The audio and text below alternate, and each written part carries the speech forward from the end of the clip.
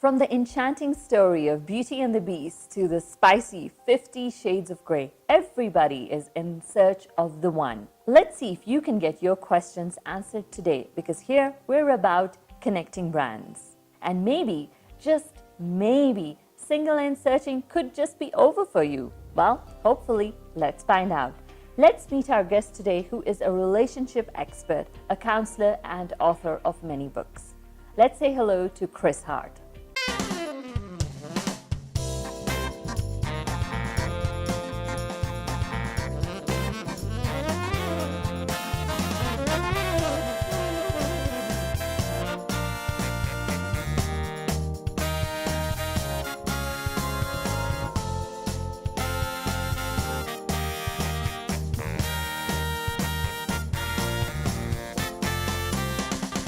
Welcome to the show, Chris. Pleasure. Without any delay, Chris, what's the biggest difference you're noticing about the dating scene today versus just about, say, 10 years ago?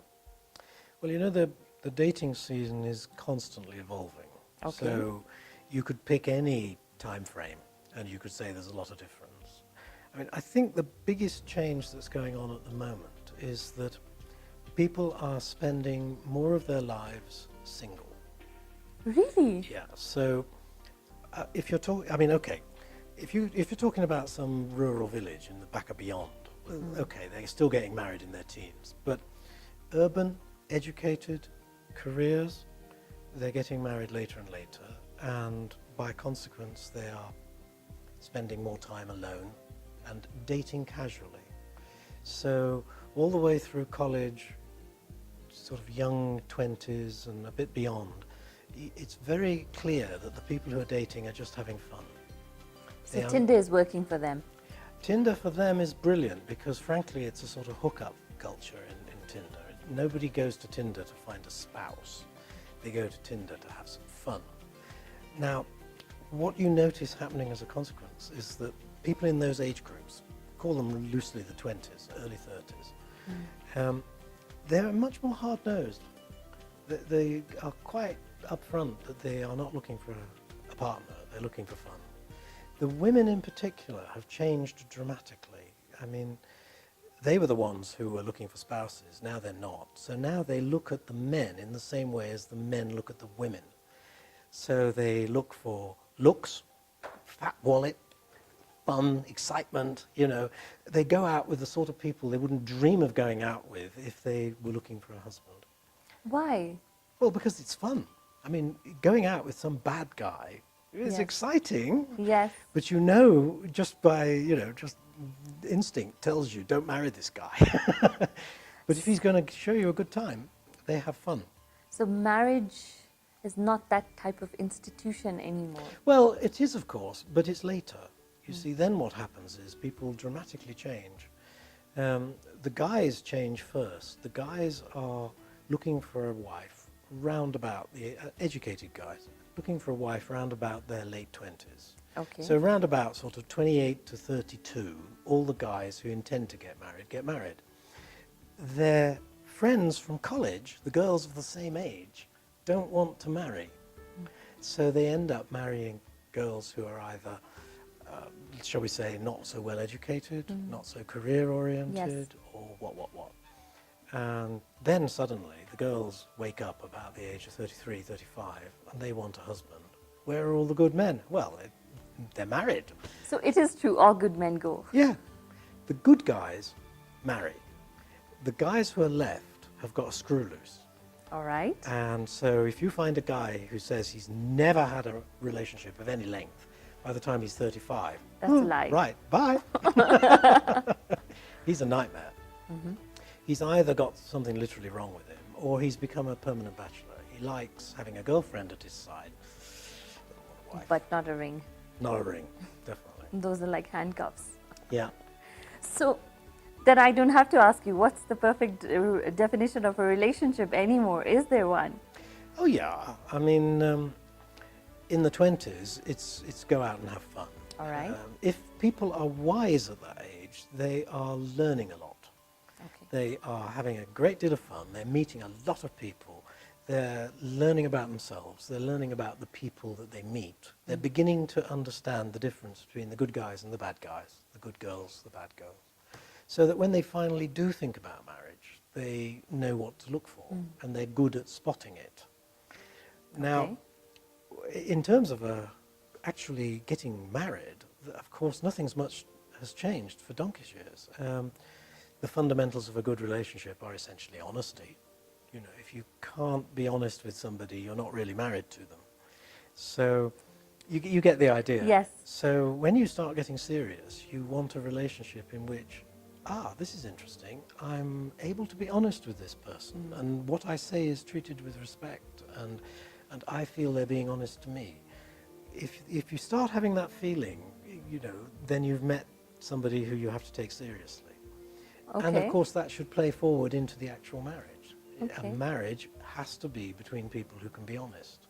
And do you think that married couples do make the better bosses or not? How about in the workplace? Then what happens? Well, there's nothing wrong with a couple being the CEO and whatever they want to be in the organization, because the directors of a company should actually be like married people. They should be honest with one another. They should be forthright. They should solve problems. They should deal with conflict and all. And those are all the same skills as you need in a marriage. In a marriage, exactly. So there's nothing fundamentally wrong with a married couple running an organization, for example. But mostly, well, I'll give you a gossip story. It seems like the women are always the ones making the final decision, and the husband always, he says yes on the table when, say, there's an office meeting happening, but then actually he has to still consult with his better half, and she's the one who'll pass the check or not. What do you say to that kind of relationship? I mean, obviously you're going to meet some like that, but you're going to meet an equal number where it's exactly the other way around. Okay. So I don't think there's anything fundamentally going on, you know, men versus women or anything like that. Competent women, competent men with good social skills, the sort of social skills you need in both relationships and the workplace, are going to go on very well together. They're going to have a good time, and they're going to be good bosses. There are plenty that aren't. I mean, for example, there are far too many people in the upper reaches of management who've got personality disorders, because personality disorders tend to give people the ideas about getting to the top. Of course, that's not a very good thing when they finally get there. They are the boss from hell. Yes. Now, if you've got a married couple where one of them is the boss from hell, things are not going to go well, are they? No, of course not. So then what happens to, say, the middle management or just office dating? What's that scene about? Well, first of all, these days it's pretty much inevitable. I mean, it used to be that personnel departments had a big thing about, you know, don't date and blah, blah, blah. You can't do that anymore, because when people are looking for spouses later, fundamentally the place they're going to go looking for them is the world of work. Okay. Because they've started to drop out of the social certainly scene. It's not the college scene. It's not even the clubbing scene. They know that that's a nightmare for finding relationships. What they want is a relationship with someone who's rather similar to them. And I hate to say this, but organizations fundamentally, with their recruitment policies, create a group of people who have got a lot in common, don't they? Yes, they do. It's a dating agency. Yes, actually. So it's inevitable that people are going to fall for one another. So I don't think there's anything you can do to stop it. It's going to happen. And it's not a bad thing. I would say that the world of work is the major place where people meet their spouses now.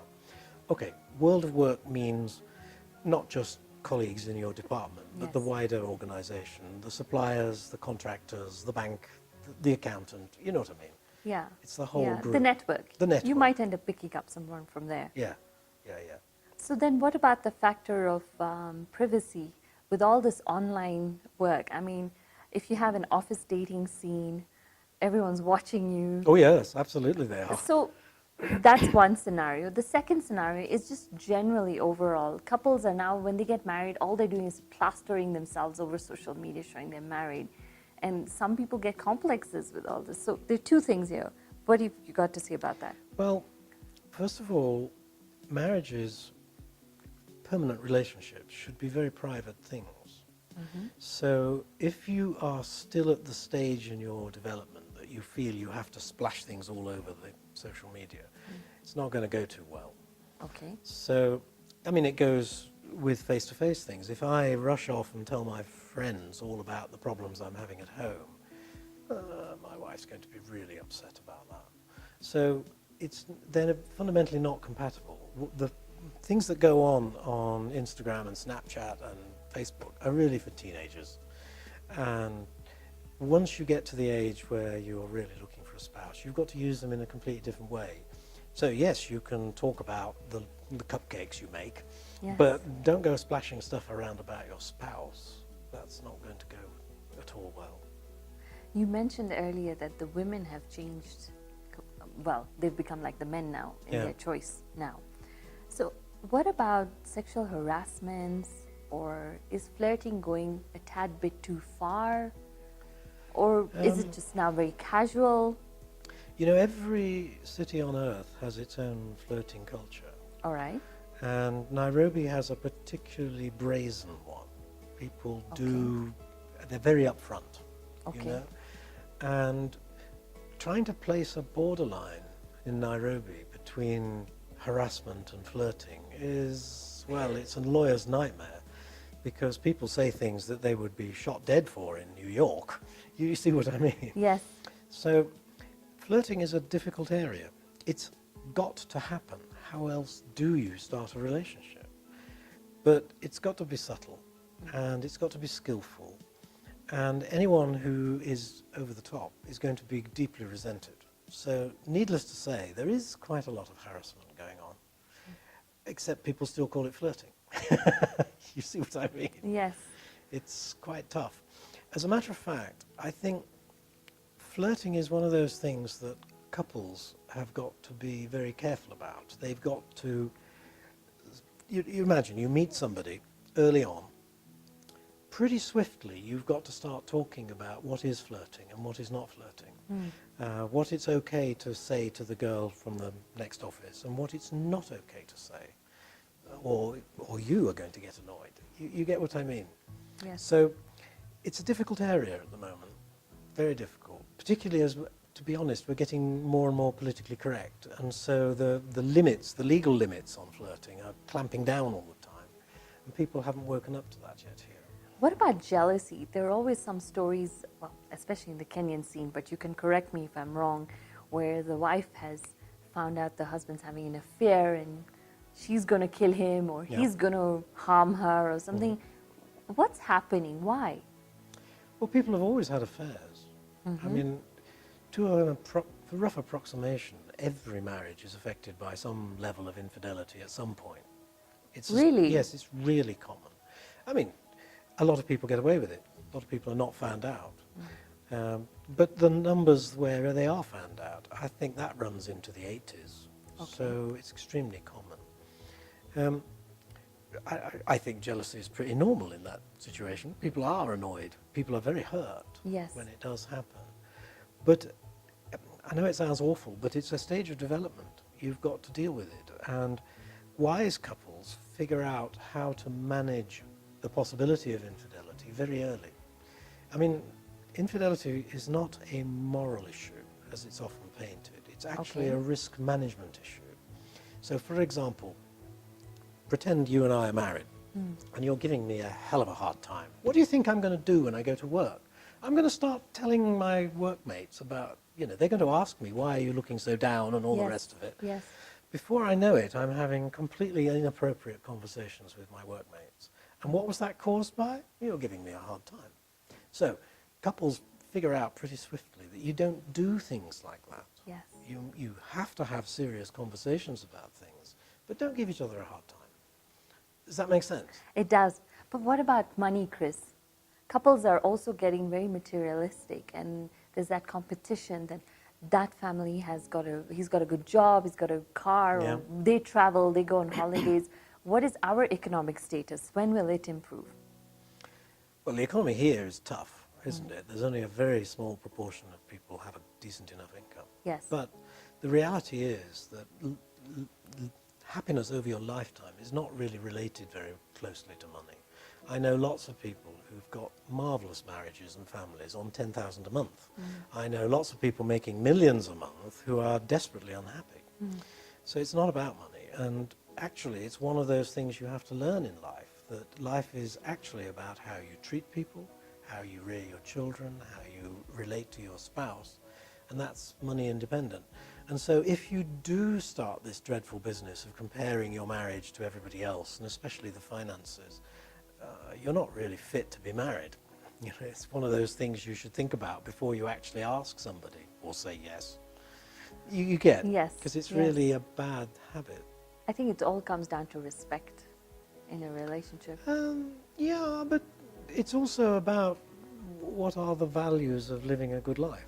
And they don't involve driving around in posh cars.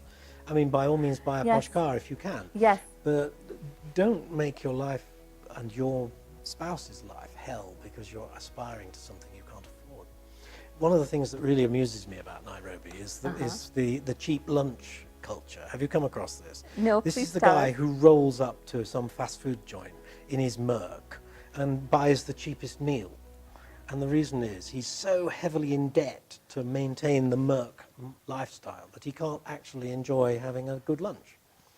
And that's pretty sad, isn't it? And he, of course, he's doing the same thing to his family. You know, they're impoverished because he's pumping money into a car. Yeah. Obviously, that's not a very good idea. That has a domino effect on the education of the children, Everything. their opportunities, his own business Yeah. environment, absolutely everything. Yeah. And of course, it's not just the men, the women do it as well. They do it as well. But it's what I call a lifestyle choice, really. You know, some people figure out that their happiness, the success of their families, the success of their children is not related to money. It's all about how they live their lives. And if they allow money to dominate their lives, then it'll all go pear-shaped. So let's talk about 50 Shades of Grey, where they give that image about a rich man and this girl, and you have all the details that flow. That's not real, isn't it, Chris? No, of course it's not real. But I mean, it makes But the for a good book. bosses do have affairs. Everybody has affairs. In the office. Even the guys hanging out in the kiosk have affairs. I mean, it is what should we call it? It's an urban myth, isn't it? Marrying the guy with all the money.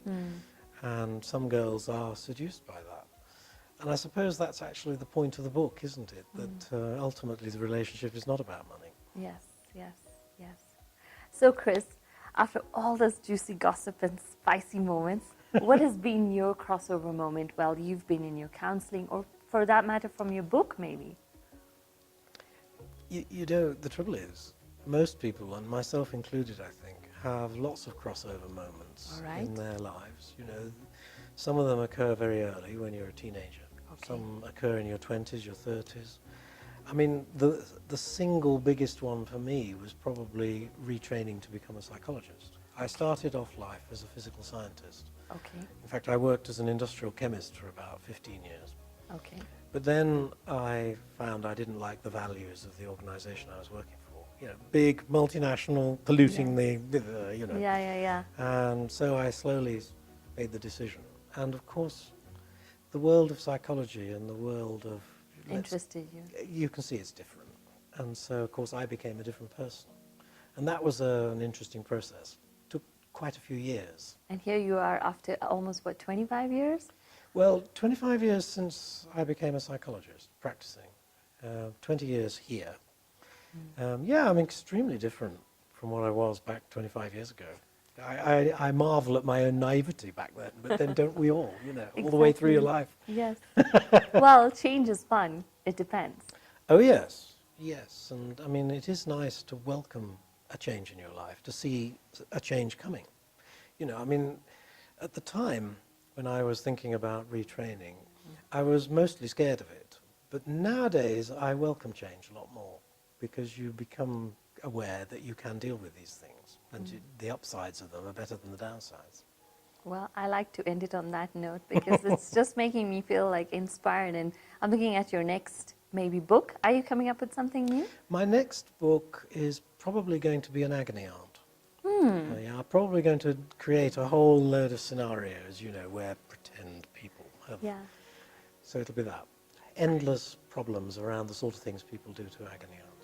Great, Chris. Looking forward to it. Pleasure. Thank you so much.